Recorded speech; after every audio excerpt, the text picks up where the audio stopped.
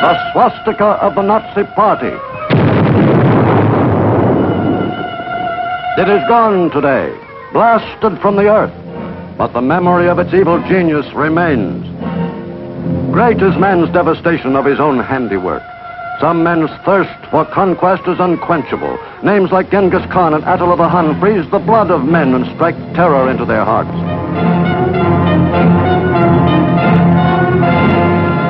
Such a name was Adolf Hitler.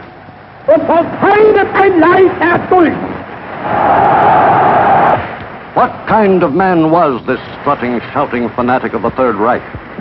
If anyone really knew Adolf Hitler, surely it was his own family. Here is Adolf Hitler's sister today. Her name is Paula Wolf. Let her speak.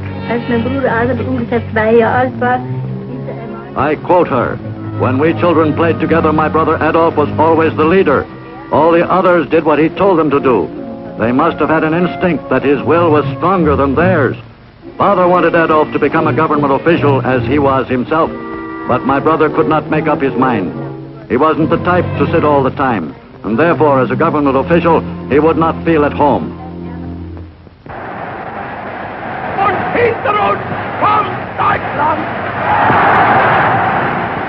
Hitler, a faceless nobody, a failure in early life who rose from the depths of a defeated and despairing Germany after World War I and fell at Armageddon years later amid the terrible wreckage of his own creation, the Third Reich.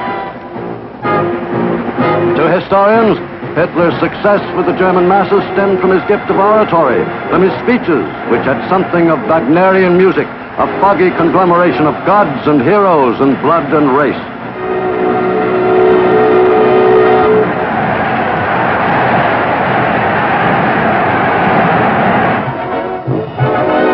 The tale of his boyhood in Kaiser Wilhelm's Germany is soon told.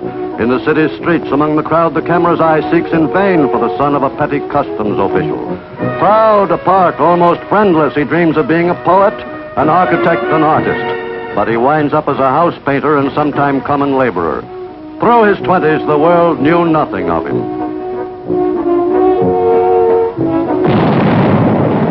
1914.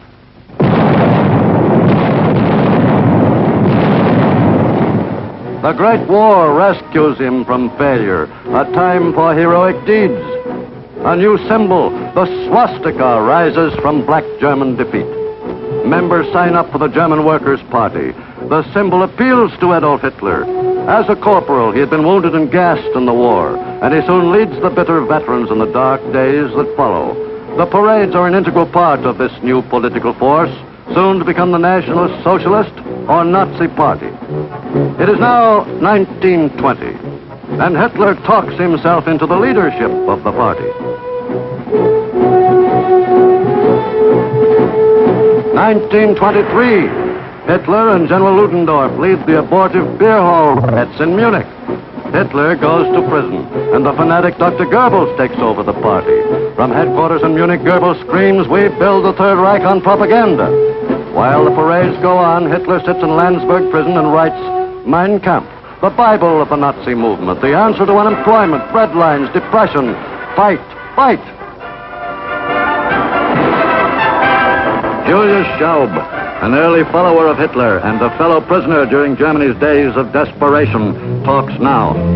Während unserer gemeinsamen Festungszeit in Landsberg. I quote, "While we were prisoners together at Landsberg, Adolf Hitler spent the mornings working on his book, Mein Kampf.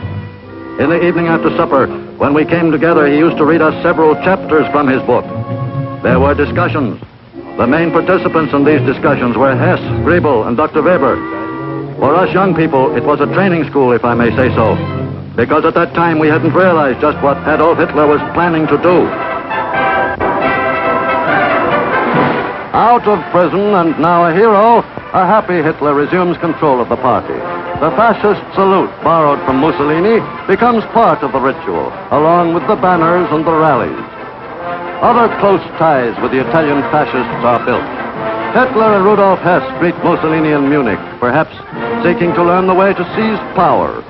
The anti-Semite fanatic Julius Streicher is there, and the groundwork is laid for cooperation between the fascists and the Nazis before Mussolini returned to Rome. Behind Behind the pattern of demonstrations, parades, inflammatory speeches, and rituals lies a diabolical purpose. Hitler says in Mein Kampf, man is a fighting animal. A nation, being a community of fighters, is a fighting unit. Any living organism which ceases to fight is doomed to destruction. The present government is weak. Therefore, true Germans must fight this government, conceived in shame and perpetuated in weakness. In speech after speech, Hitler screams his dogma at the German people. Nazi meetings begin to look more like military maneuvers than political rallies. 1928. Hitler has 12 seats in the German Reichstag. By 1930, the world depression is strangling Germany. Hitler now has an ally. Rioting and disorders play into the hands of the Nazis. And by 1932, they hold 230 seats. Violence and intimidation become part of the pattern. Their newspapers, filled with inflammatory propaganda, carry the message. 1932. Hindenburg defeats Hitler for the presidency by a slim margin, the beginning of the end for him.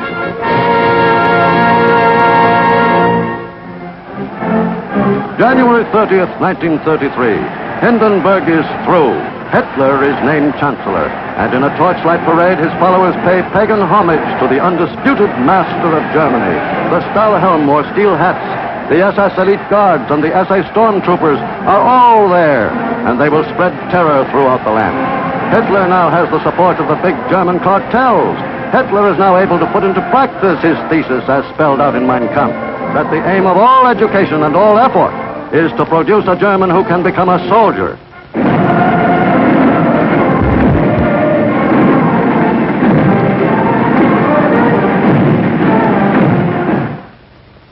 The Nazi Party can now start organized persecution of those Hitler has declared enemies of the state. Attention, Jews, the sign reads. The Nazi Party's chosen goons will carry out their orders with a will. They swoop down on their victims.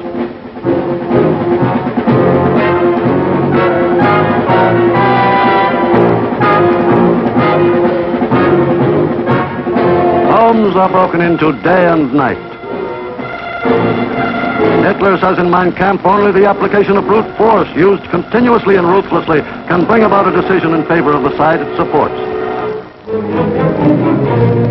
Early in 1933, all meetings of the Communist Party are forbidden in Germany. After the Reichstag fire, 4,000 are arrested and hurled into concentration camps behind barbed wire fences. Brown shirts and black shirts join in these roundups. Up to the time of Hitler's appointment as Chancellor, control of the Prussian police has rested in the hands of the President. Now that is ended.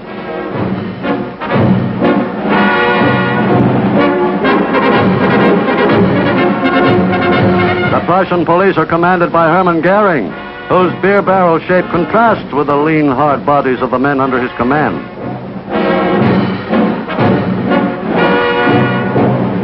But there's not to reason why or to question the will of the Führer. August 2nd, 1934, President von Hindenburg, the idol of the German people, dies. Hitler digs in, assuming the presidency and consolidating the office with that of Chancellor. He prods the German people toward his goal at an ever-quickening pace.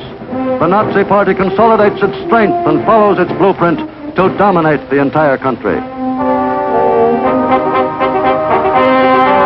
Hitler begins to acquire the glassy stare of the self-convinced messiah and has already become a total dictator. Several months earlier, he told a dismayed Reichstag the details of his first bloodbath. Minister-President Hermann Goering, Hitler says, has been the avenging angel of the Führer. Kurt von Schleicher and his wife have been shot dead. Captain Ernest Röhm, once Hitler's companion, is gone. Cries out Hitler, if anyone reproaches me and asks why I did not resort to the regular courts of justice, then I say this.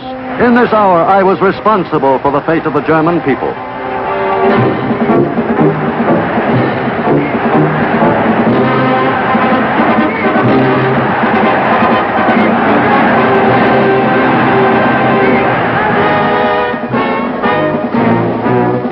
A large standing army is forbidden by the Versailles Treaty. But for a long time, the Nazis have managed to circumvent this. Since 1925, they have had an organization known as the Reichswehr, under Baldur von Schirach, the youth organizer. There is a cadet corps and a phony labor corps. Every village, every town, every city adds to the roster of young men trained to serve as soldiers of the Reich. These labor battalions are pledged to serve Hitler in these words. Never in the trenches, never surrounded by bursting bombs. But we are soldiers of the Reich. At first, these men drill with shovels, and Germany has more hunting clubs than game, a cover for other military organizations. Gradually, the world begins to see through this massive subterfuge.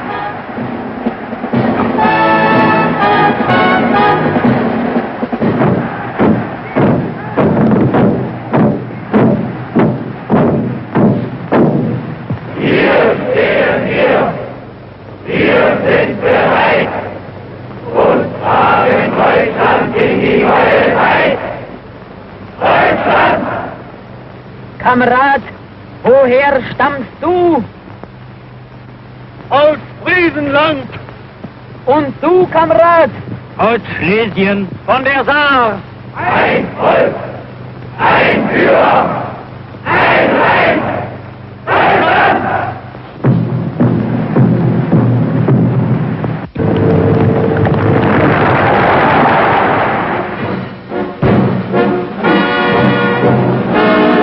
Increasingly bolder with each passing day, the conspirators against world peace soon are strong enough to forget the false labor battalions and the phony shovels. Armed with real guns and striding along in new uniforms, they are a finished fighting force.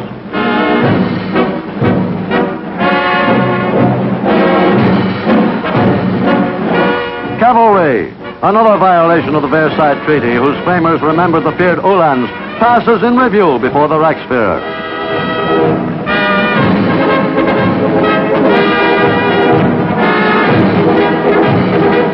Panzer cars begin to appear. As time passes, the goal, world conquest, seems closer. Hitler begins to feel that he is as ready as he ever will be. March 7th, 1936. He announces his troops will reoccupy the demilitarized Rhineland. The troops march west, 35,000 strong. Don't worry, Hitler tells the Allies, this is only symbolic. Nevertheless, world capitals are jittery. Paris considers mobilization, but nothing happens. Britain is too preoccupied with her economic problems. Hitler's bold revival of German militarism, the reappearance of the German eagle, the dedication of the Nazi Party, all these signs fail to arouse action. America, with prosperity returned, is indifferent.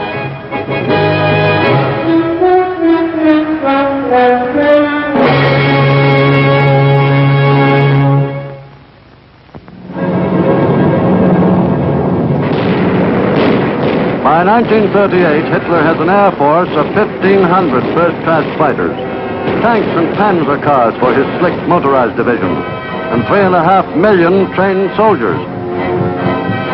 March 11th, 1938, the Führer makes his first move across traditional German borders. He invades Austria, and within 2 days, a puppet Austrian chancellor proclaims the unification of the two countries. Another diplomatic card in Hitler's hand, the revived German Navy, a nightmare to Britain with her exposed sea lanes. She, France, and Italy sign the infamous Munich Pact. September 1938. By the following March, Hitler gobbles up the remainder of a prostrate Czechoslovakia. The great Skoda munitions works is added to the Nazi arsenal. More weapons for the Führer's conquests. The Munich Pact becomes a symbol of appeasement, and the world wonders where the next strike will be. And now Russia begins to show an active concern. No bridegroom could be happier than Adolph Hitler, who is keeping his rendezvous with destiny.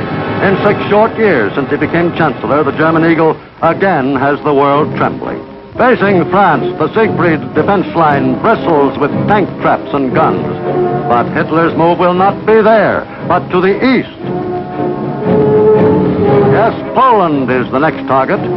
As Germany and Italy sign a military pact, the German divisions are sent to the Polish border and begin maneuvers.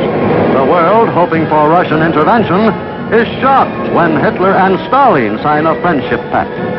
It is not long before the maneuvers are recognized by the world for what they are, preparation for another Hitler invasion.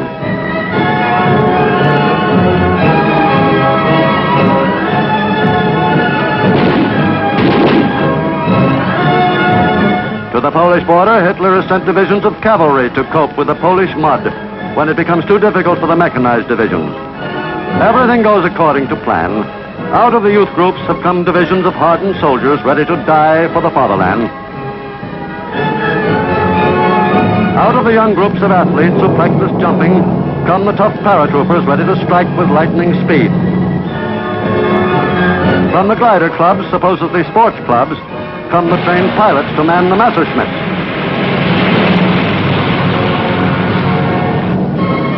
And out of the merchant marine come the trained submarine crews, ready to man the Atlantic wolf pack with which the world is ill prepared to deal.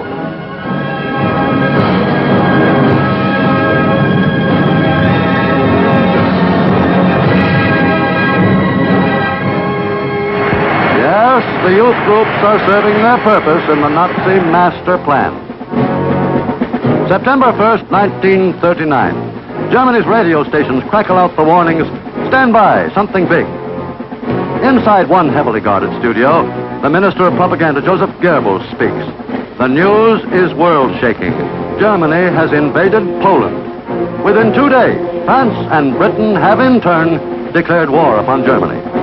From the balcony of the Reich Chancellery, Adolf Hitler speaks to the people. Let us do duty. He is shocked and furious that the Allies have come to the aid of Poland. There is fighting in the streets of Danzig, desperate fighting all over Poland.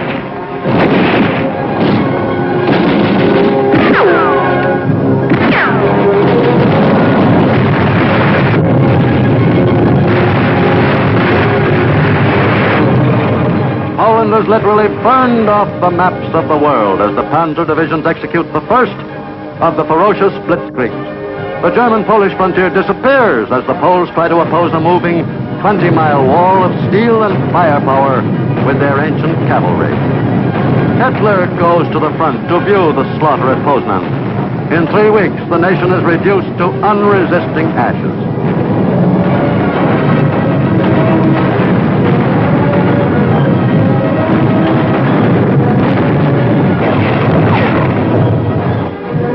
Britain and France had decided to come to the aid of the stricken country, but there is little they can do.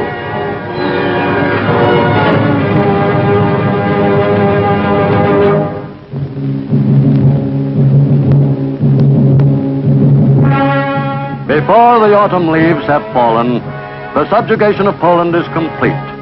The world now knows it is engaged in a death struggle with the former unemployed house painter, now become world conqueror. The screeching fanatic is familiar. But what about the man? In Bavaria, at Berchtesgaden, the man Hitler has built himself a hideout. It has a patio overlooking the wild mountain known as Untersberg. It is here that he entertains top Nazi officials in private. And it is here that his love for a woman grows and becomes a strange part of this implacable despot's private life. Eva Braun, ex-receptionist in the photo shop run by Hitler's photographer Heinrich Hoffmann, had begun to appear earlier at Hitler's private receptions at his mountain retreat. Few people knew the strange fascination he has for women. Because of him, 3 had tried suicide. Eva Braun walked into Hitler's life in the early 30s, but only his intimate friends know of the relationship. While he conferred with party aides, Eva was always in the background at Hitler's retreat, the Berghof. As a very young girl, she had been in a woman's institute in Braunau. Hitler took her under his protection in 1932, after she'd tried to kill herself. With Eva came her sister Gretel.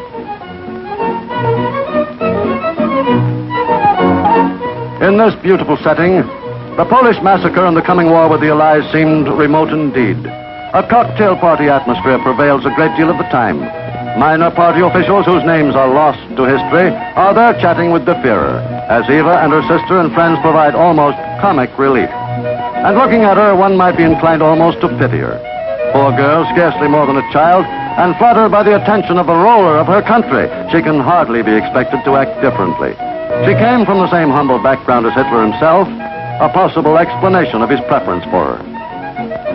The wife of the Führer's adjutant, Frau Schaub, sheds a new light on the love life of Germany's master.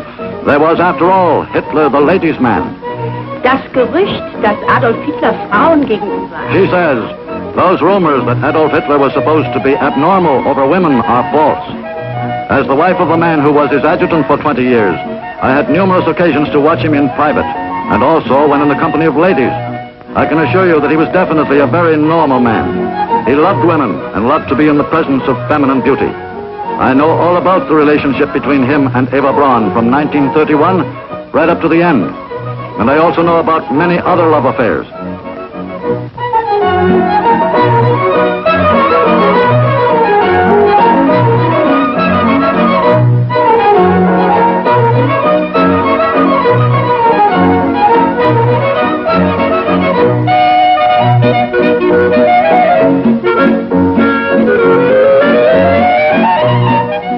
Eva first was seen with Hitler in his house in Munich, and then at the Berchtesgaden hideout when that was built. She is seldom photographed with Hitler. She is rarely alone at the Berghof. In addition to Sister Gretel, she has many of her friends who help to provide light-hearted diversion, as a balance perhaps for the more serious matters under consideration. They are joined by the wives of Hitler's visitors among the party members. Eva herself enjoys the picture-taking sequences. Perhaps it is the camera that causes the playful mood. Perhaps it is an escape from the frightening decisions being made at these meetings. From top to toe, Eva makes an attractive picture of medium height, blue eyes, round face, framed in darkish blonde hair.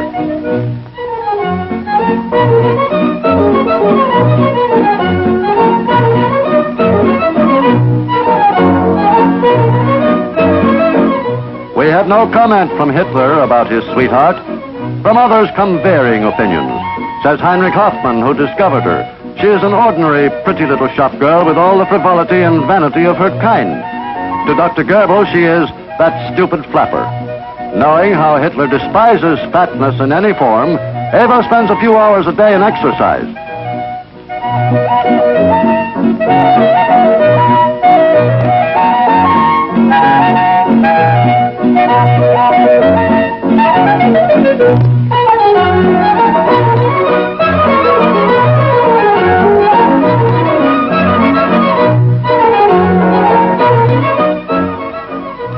Of course, Hitler, whose waking hours are taken up with 1,000 duties and obligations, is hardly able to pay her the attention a girl of her years would normally expect.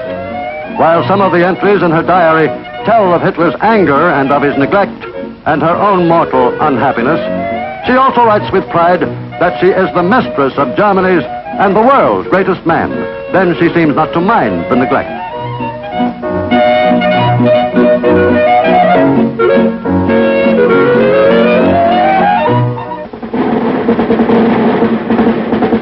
In the Berghof, the housekeeper has long been Frau Raubel, who is Hitler's half-sister. It is her job to keep the establishment going so that De Fuhrer may always use it as a spot for quiet business matters away from the chancellery. But after her daughter has shot herself for love of Hitler, she resents Eva's installation as her daughter's successor. In the end, Frau Raubel quits her post, leaving Eva the chatelaine responsible only to her lord and master in every sense of the word.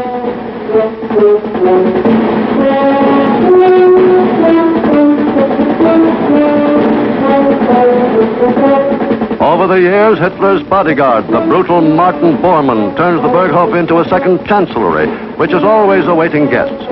It has seen such notable personalities as Mussolini, Count Ciano, the Duke and Duchess of Windsor, others too numerous to mention. This is a reception on the lighter side, however. The chief figure in this group is Herr Professor Goebbels, a frequent visitor to the Berghof. Adolph and Eva pose together for home movies. Then Goebbels and Eva's younger sister, Gretel. Gretel is a more fastidious girl than Eva. In time, she will marry Hitler's aide-de-camp, Hermann Fegelein, and suffer tragedy when he is shot by Bormann as a traitor to Hitler. Hitler's most intimate advisors say they don't know at what point the frivolous Eva becomes his mistress. As the wildfire of the war spreads, Hitler more frequently seeks the companionship of Eva.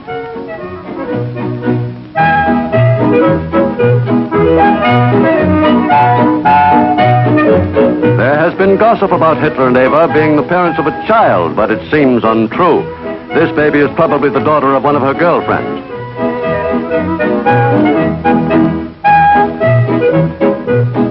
Here is De Fuhrer in a happy mood.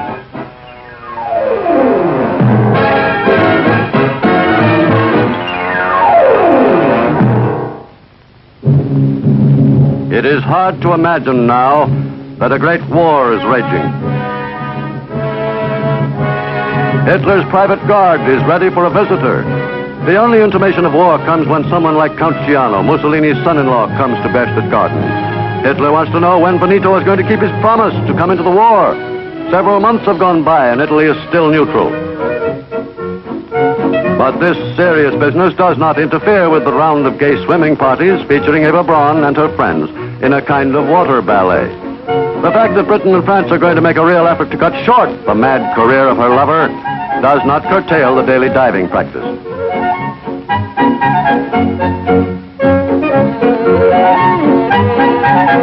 The picnic lunches featuring Das Gut Lager beer.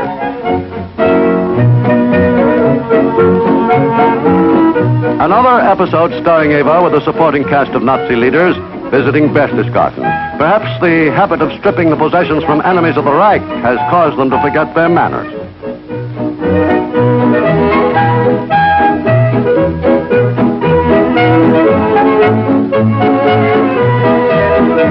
The girls at the Berghof are always willing to provide amusement. These lakeside frolics are some relief from the other business of the Berghof, the planning of world conquest.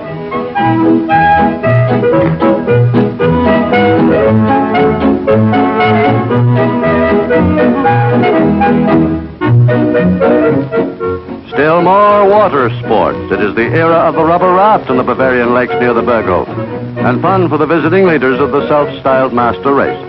Far different from the rubber rafts which are floating in the vast areas of the Atlantic with their human cargoes consigned to the sea by Hitler's roving deadly submarine wolf packs.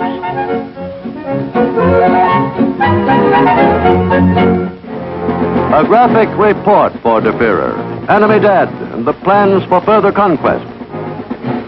It is now spring again, April 9th in 1940, and the Nazi planes are in another sky. After a brief show of air might and the march of a few divisions, Denmark and Norway fall before the German army. These tiny countries cannot resist the concentrated might of German arms and take their orders for surrender over the German-controlled radio stations.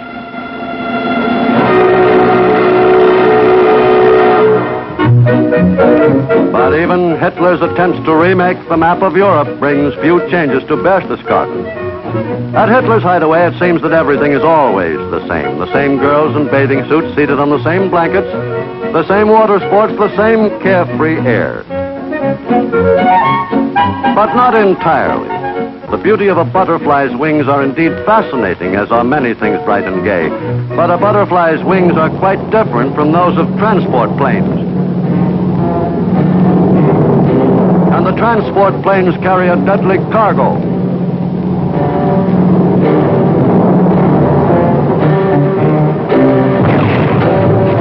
With blinding swiftness, the chain lightning of the Panzer strikes into Holland. Surrender is almost immediate, then into Belgium.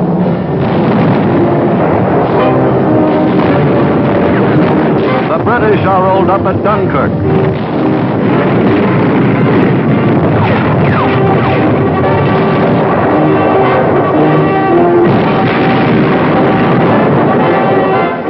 This time, Paris in the spring is a sad Paris. For the second time in a century, German troops march through the Arc de Triomphe. June 22nd, 1940, in the same railway car in the forest of Compiègne which witnessed the German humiliation of 1918, the French are forced to sign the unhappy armistice. Among the Germans, there are congratulations all around, and Der Führer, really letting himself go for once, almost dances a little jig. After a visit to the Paris Opera House, Hitler goes back to Berchtesgaden. He is spending more and more time in the old familiar haunts now, strolling the paths from the Berghof to the tea house that has been built for him.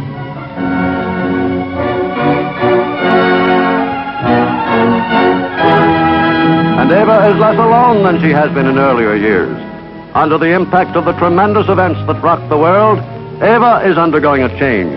She senses the role she plays in her lover's drama, and this time, with Julius Streicher as guest, she acts with more dignity.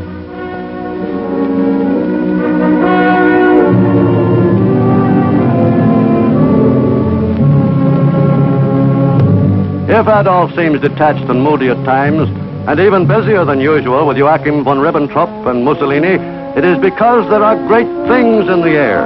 Everything is pointing to a blow at England, the bases in France and Norway, the air battle over Britain.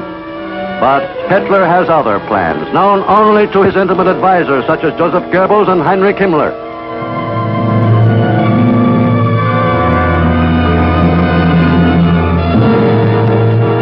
June 22nd, 1941.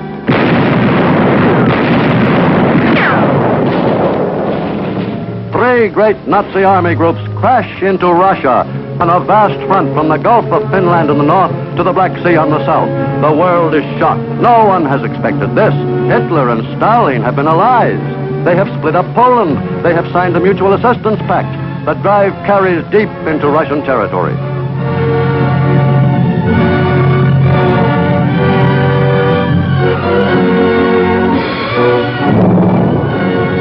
The advance is speeded because the Luftwaffe has absolute control of the air. In the Kremlin, in a slow, halting, colorless voice, Stalin calls upon his people to scorch the earth.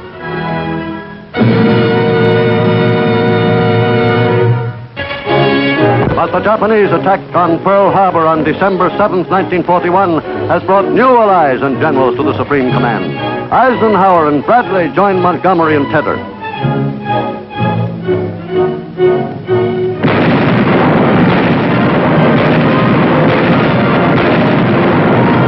(1942). American troops invade North Africa.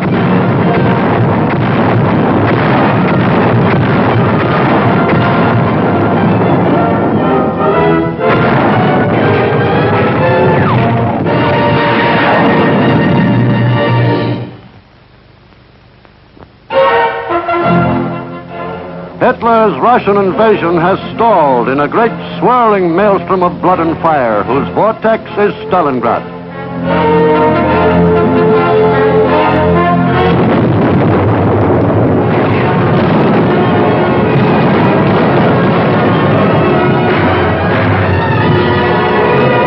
July 10th, 1943, the Allies invade Sicily. Hitler has Mussolini in for a conference. The Führer does not like the way things are going in the South. There is a saying, dictators ride to and fro on tigers which they dare not dismount. Hitler gives the Italian dictator a severe dressing down. Benito listens, knowing his armies are collapsing.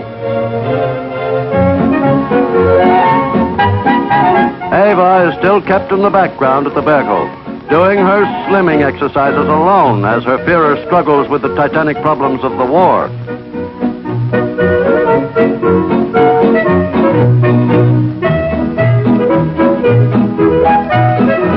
How can he keep his factories supplying the troops despite mass Allied air raids? How to get more work out of slave laborers whose will to work must be created through terror and torture, and whose physical energy is being sapped by the lack of food due to the strain on the German economy.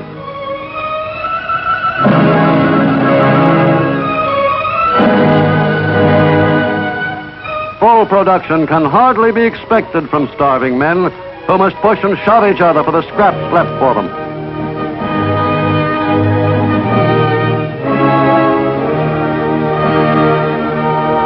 Their desperate existence is hardly considered by the residents of the Führer's private retreat atop the mountain in Bavaria, Eva and her friends. During the summer of 1943, the Rhine maidens of the Berghof seem little concerned that their world is soon to crumble in the consuming flames of the Allied counterattack. Little Eva and her friends hardly have the capacity for such speculation. Her sister Gretel, heavier now, joins in the enjoyment in one of the crystal streams near the Berghof.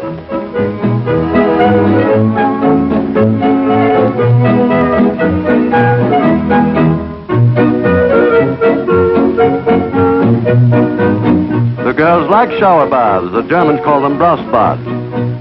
This falls makes a natural one, cooling on this hot summer's day. But the showers of the German concentration camps are a different kind of shower. In place of the cooling mountain water, their jets carry deadly cyanide gas, showers of death for the unwanted, race extermination.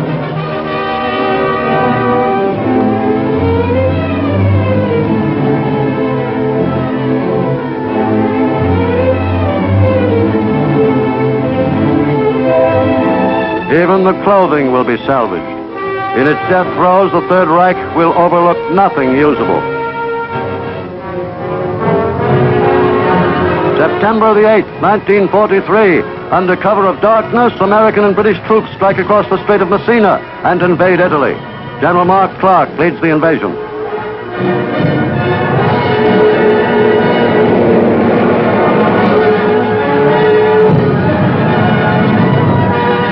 Scratch one dictator, Mussolini. German paratroopers rescue him from the prison in which he has been held in protective custody. Brought to Hitler, he thanks his savior profusely. He will live to be hung by his heels in the public square at Milan.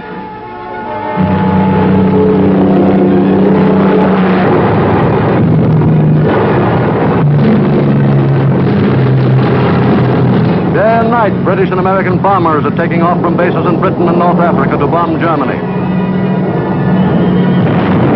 In German cities, the fire apparatus is kept constantly busy by the 1,000-plane raids. It is 1944, and the Allies have almost undisputed control of the air. Planes sweep through the skies and rain down destruction on Cologne, Hamburg, Berlin, the Ploiesti oil fields, railroad yards, and rocket launching pads. Never has war visited such havoc on the works of man. Hitler's visions of world conquest are beginning to fade. A battle at Monte Cassino in Italy.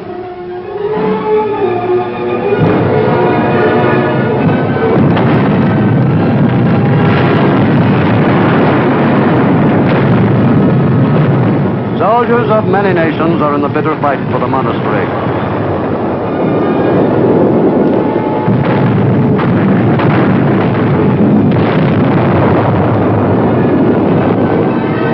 And they take it and go on to Rome.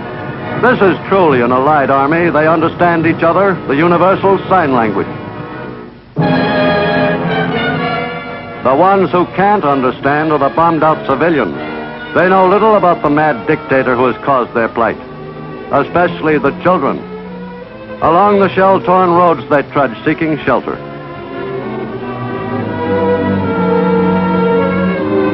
Now for one of the last glimpses of the Berghof. It's the birthday of the son of one of Eva's friends, and war or no war, a birthday deserves a celebration. But even on a birthday, problems press heavily on a dictator's mind. The ring is closing, but there must be some move, some master stroke. And then the bombings.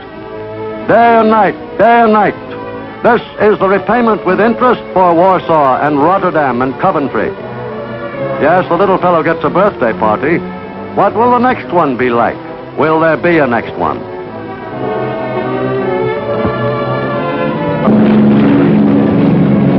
June 6, 1944. The French coast from Cherbourg to Le Havre. This is D-Day. 40 Allied divisions storm ashore. At Berghof, 2 months later, Hitler and Nazi officials hold a meeting.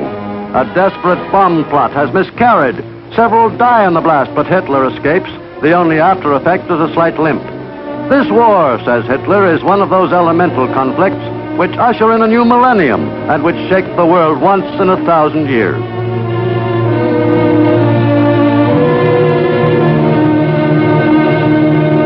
This is Schaub, who was then personal aide-de-camp. Stalingrad. He says Adolf Hitler's state of health got a lot worse because of the setbacks on the front, especially after the Battle of Stalingrad. He couldn't sleep, his nerves got worse, and he was forced to take to medicine. But I must kill all those rumors. His brain was perfectly in order, right up to his death.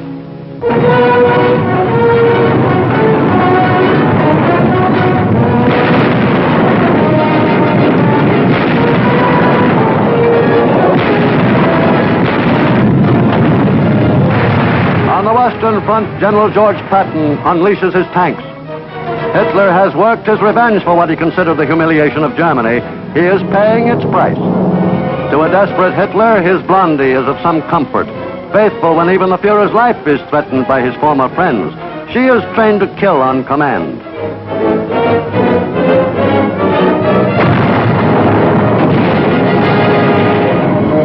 On the Russian front, things go from bad to worse. German troops are driven from Romania, Bulgaria, Yugoslavia, and Greece. The next Russian move will be into the German heartland. German troops bravely face the massive Russian attacks with the inevitable results when troops are outmanned and outgunned and hungry and cold. You never see a ghost step in the snow. Disaster follows disaster. The Allies storm across France and double their aerial assaults on Germany itself. German troops are surrendering now by the thousands. The white flags of surrender are fluttering everywhere. The GIs pull down the swastika and run up the stars and stripes.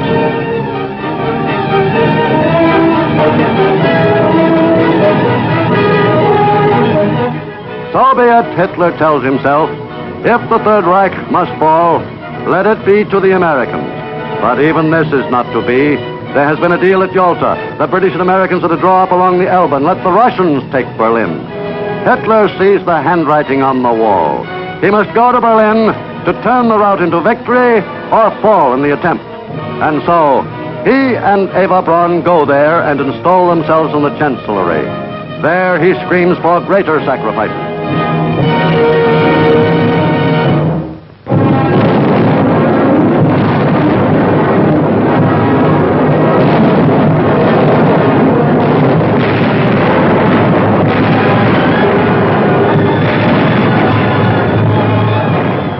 Berlin, a city in its death throes. All day and all night the guns thunder. Civilians decide to make a run for better cover.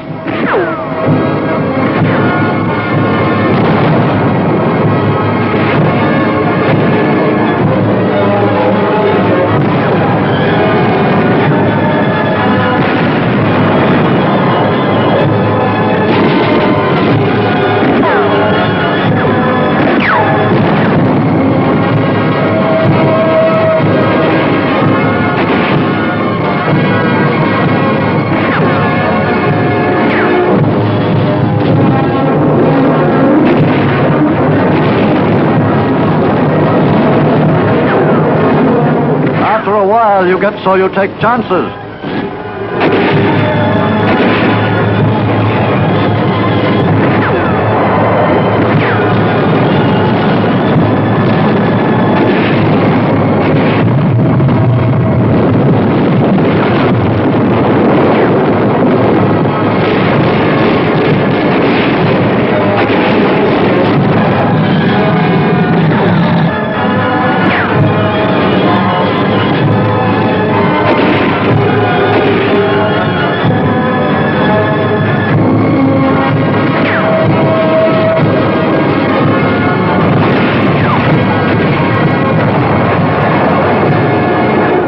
April 20th, 1945, and the Russians are mopping up in the Berlin suburbs.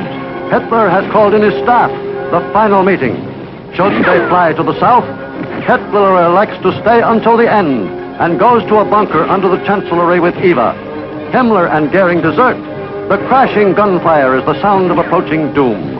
On April 22nd, Hitler is in a state of nervous collapse. He refuses to leave the bunker. Julius Schaub remembers the scene. Ein Schlafzimmer im Bunker. He says, I entered his bedroom in the bunker with him. On the table there was a 7.5 pistol. He went up to it. I got a terrible shock. He cocked the gun.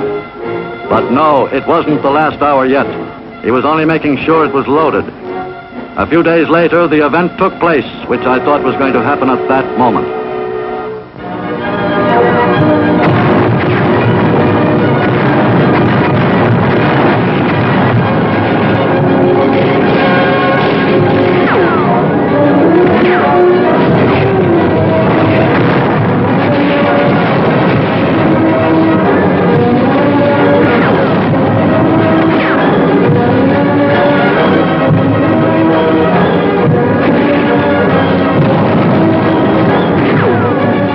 As the defenders of Berlin are routed out, poison capsules are distributed to the inmates of the vault in the Chancellery. On April 29th, Hitler marries Eva Braun. Adolf Hitler's personal pilot, Hans Bauer, tells about Hitler's final orders. Circa eine halbe bis dreiviertel Stunde vor Hitler. He says, approximately 1/2 to 3/4 of an hour before Hitler's death on the 30th of April, he sent for me. When I reported, he took both my hands in his and said to me, "Bauer, I want to say goodbye." For a moment I was speechless, and it took 20 minutes to say goodbye. And the other things he said, "Bauer, I have 2 more orders for you. The first is, I make you personally responsible for burning the corpses of my wife and me. The second is, see to it that Bormann gets through to Dönitz. Dönitz will become my natural successor. I have given Bormann large numbers of orders and documents to take with him to Dönitz." All the time I was struck by Hitler's clear way of speaking. I couldn't believe that this was to be the finish.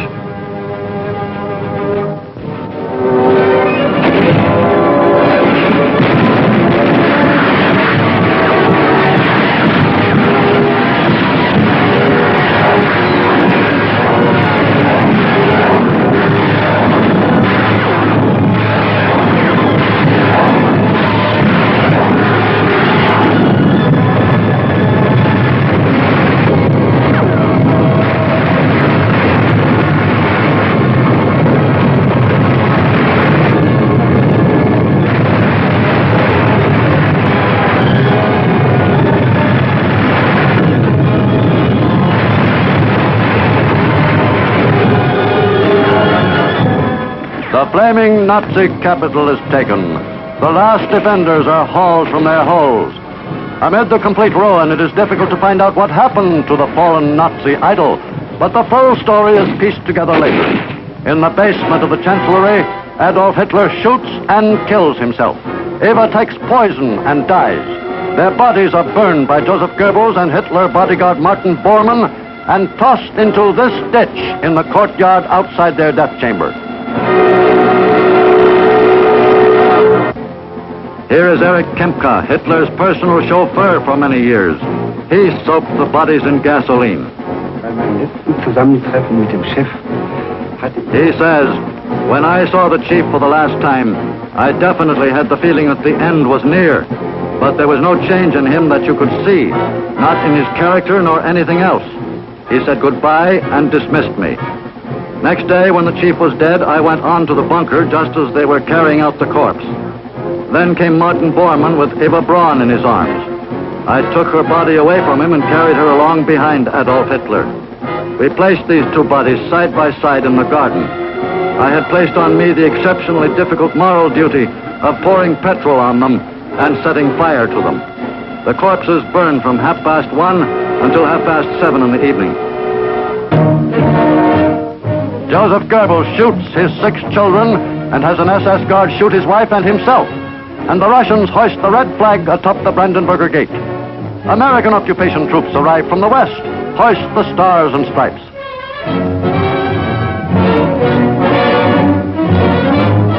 Allied leaders, including American generals and Russian generals, take over. The Third Reich dies in a last convulsive catastrophe. The guns crackle sporadically. The Russians are shooting all suspicious persons.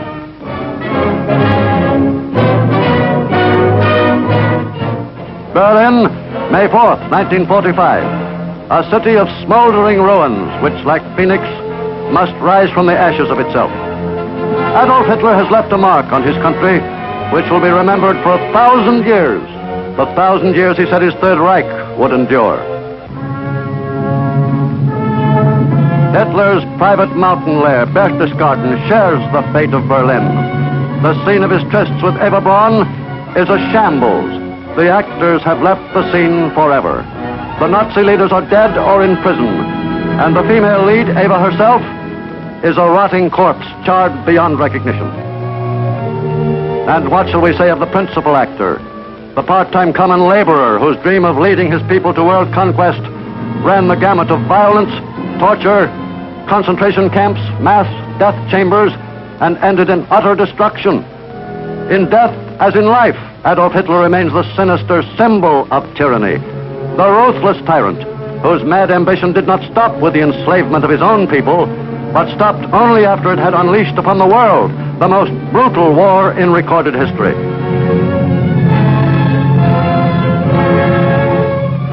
Quiet has returned to the gay patio at the Berghof. A quiet which, despite the brutal lesson to be learned from the life of Hitler, has not yet returned to the world. The horrible specter of man's inhumanity to man still dwells among us.